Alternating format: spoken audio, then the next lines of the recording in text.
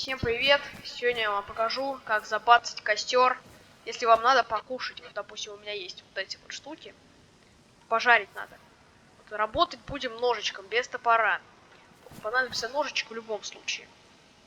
Вот, но не в любом случае, конечно. Ну, вообще в любом случае.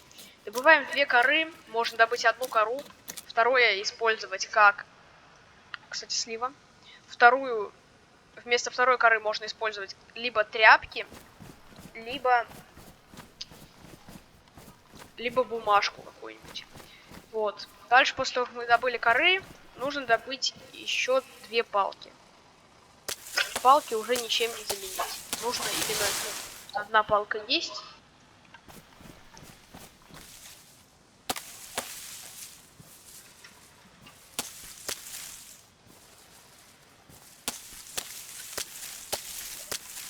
Вот, если вы собрали большую палку, вот, ее всегда можно разрубить. Вот так вот.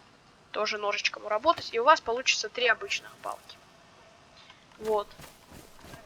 Также вам понадобится, вот, можно в разных, просто если вам придется пожарить, вот такая тоже большая палка, которую мы сейчас только что разрубили. Вот. И приступим к крафту. Берем кору в руки и плюс доску. Первым делом крафтим набор для костра.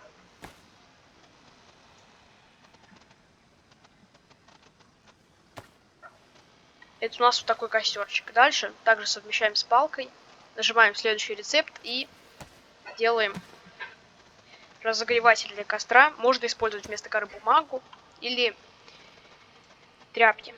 Берем в руки вот эту штуку, разогреватель. Кладем туда дровишки, палки. Вот эти все. Также советую взять кору на случай, если придется разжечь еще раз, если потухнет.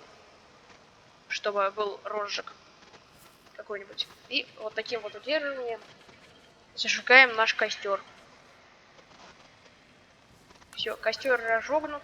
Теперь берем в руки палку, насаживаем мяско и жарим.